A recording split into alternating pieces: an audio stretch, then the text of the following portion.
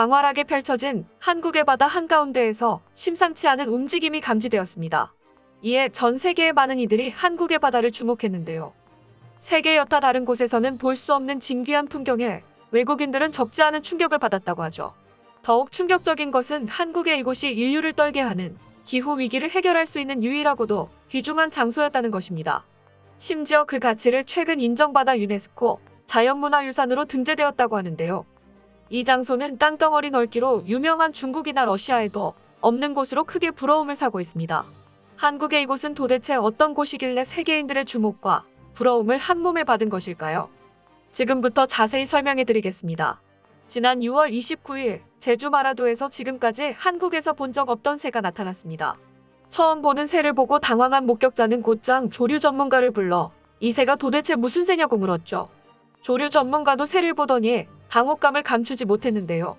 그도 그럴 것이 그 새는 한국에서는 결코 발견될 수 없는 새였기 때문입니다. 이 새의 정체는 큰부리 바람까마귀라고 하는데요.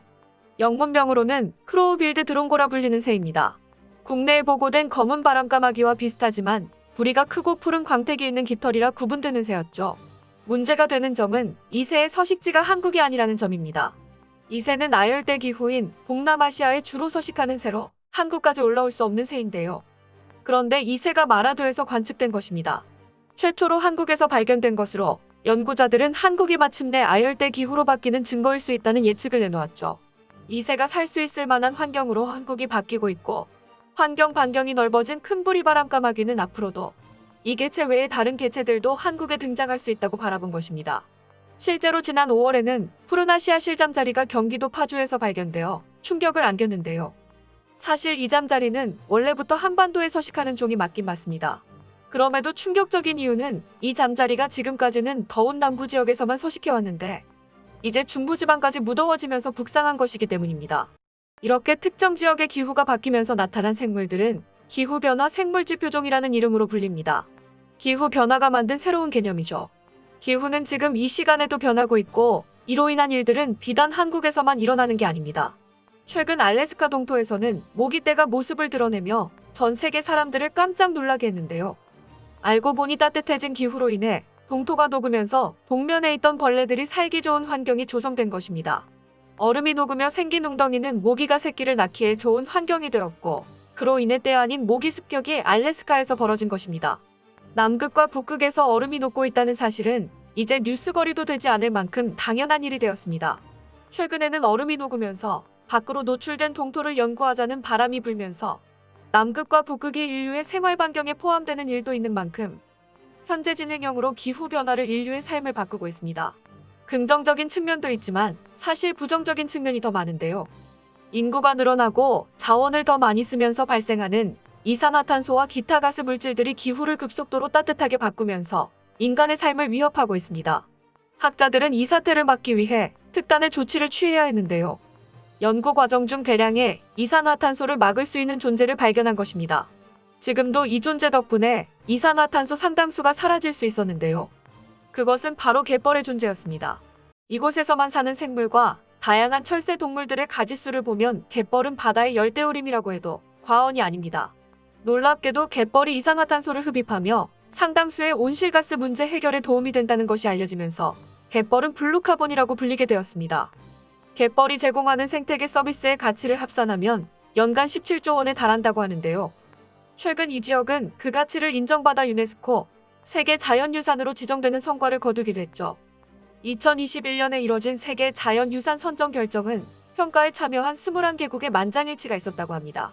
그만큼 한국의 갯벌은 그 탁월함을 인정받은 셈인데요. 이산화탄소를 흡수해 환경보호에 막대한 도움을 주는 갯벌은 한국의 서해 바다에서 흔하게 볼 수 있지만 의외로 다른 나라에서는 흔치가 않다고 합니다. 땅이 그렇게 넓은 러시아와 중국 등지에도 거의 없어서 큰 부러움을 사고 있는데요.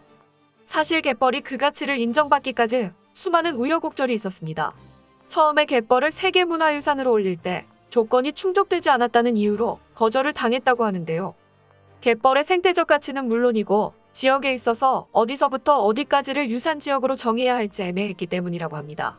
결국 신청지를 제대로 눈으로 확인한 뒤에 갯벌의 세계자연유산 여부를 판단하기로 한 것인데요. 갯벌에 도달한 순간 콧대 높던 심사위원들 입에서 일제히 탄성이 터져 나왔다고 합니다.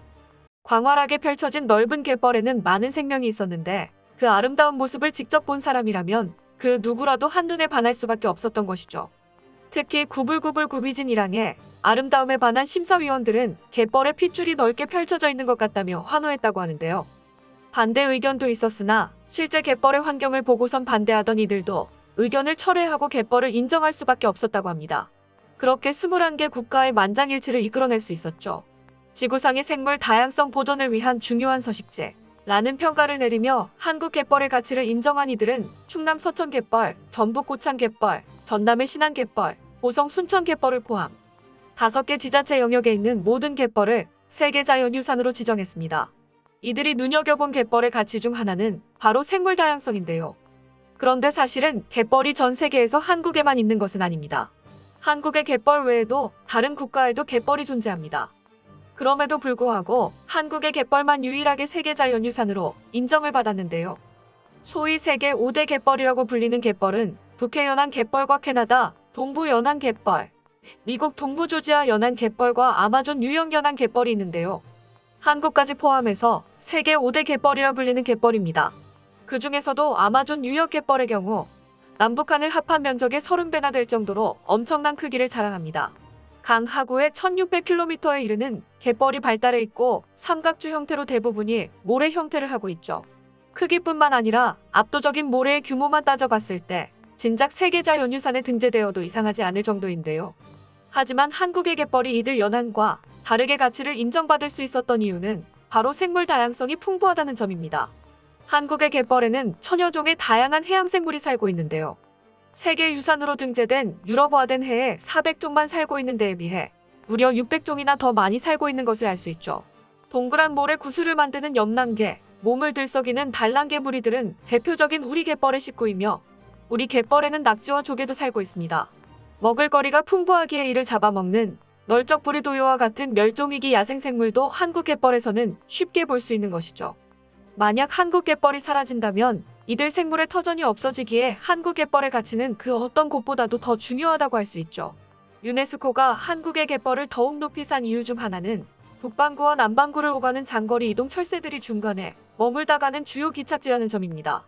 유네스코 측에서 한국의 갯벌은 지구 생물 다양성 보존을 위해 세계적으로 가장 중요하고 의미 있는 서식지 중 하나이고 특히 멸종위기 철새의 기착지로서 가치가 커 탁월한 보편적 가치가 인정된다고 공언했는데요. 하지만 갯벌은 그 가치를 제대로 인정받지 못하고 사라질 뻔했습니다. 바로 개발 논리 때문이었는데요. 새만금은 갯벌 간척 사업의 대표적인 장소로 대규모 매립 사업을 통해 이 지역의 풍부한 생물 자원을 땅으로 바꾼 역대급 어리석은 사업이라는 평가를 받고 있습니다. 그러나 놀랍게도 새만금과 같은 간척 사업은 많은 곳에서 지지를 받고 있고 설사 유네스코 세계자연유산에 등재되었다고 해도 이는 다르지 않은데요. 이 지역을 개발해 토지를 판매한다면 그 이득이 엄청나기 때문에 지자체에서는 갯벌의 존재를 무시하거나 그 가치를 폄훼하는 작업을 통해 이득을 얻으려고 했습니다. 세계의 환경보전학자들은 이를 안타깝게 여기며 한국 갯벌의 가치를 강조했죠. 기후위기의 심각성이 본격적으로 대두되기 시작하면서 마침내 정부에서도 이를 보존하기 위한 노력에 들어갔습니다. 해양수산부는 올해부터 갯벌 식생복원 작업에 들어가며 갈대와 칠면초 등 염색식물 군락지를 갯벌 상부에 복원하기로 결정한 것이죠. 또한 유네스코 지역으로 지정된 지역을 통합관리하기 위해 문화재청 차원에서 통합보존관리체계를 구축하기로 결정했습니다. 정부는 예산을 투입해 갯벌과 철새의 보호에 나서기로 했죠. 또한 일반 시민들에게도 갯벌의 가치를 알리기 위해 홍보 작업에 들어가기로 결정했다고 하는데요. 해양수산부 관계자는 갯벌 식생 복원 사업을 차질 없이 수행하며 갯벌의 생태적 기능 회복을 활성화해 관광업에서도 일정한 성과를 거둘 수 있게 노력할 것이라고 의견을 밝혔습니다. 한편 코로나 규제가 풀리면서 한국으로 여행 오는 외국인들이 늘어났는데요. 그들에게도 갯벌의 장점을 홍보해 직접 갯벌 체험을 할 수 있게 체험 코스를 개발하거나 갯벌의 생태 가치를 강조하는 연구를 진행하는 것도 올해 정부 차원에서 추진하기로 결정되었죠. 천만다행으로 한국 정부의 노력 덕분에 갯벌은 개발 논리에서 벗어나 원래 자신의 모습을 찾아갈 수 있게 되었는데요. 한국의 귀중한 자연유산인 갯벌은 해양생물들의 보금자리 역할을 톡톡히 해내는 동시에 이산화탄소를 흡수해 지구 환경 악화를 지연시켜주는 세계의 보물입니다. 세계 어느 곳을 가도 없는 한국만의 귀한 갯벌. 다른 나라에도 갯벌이 있지만 한국 갯벌은 도저히 못 따라오는 수준으로 전 세계의 부러움을 사고 있는데요. 한국의 갯벌이 지구의 환경을 지켜주며 오랫동안 인류의 자랑이 되길 기원해 보겠습니다. 끝까지 시청해 주셔서 감사합니다. 도움이 되셨다면 좋아요를, 다른 이야기도 궁금하시면 구독을 눌러주세요.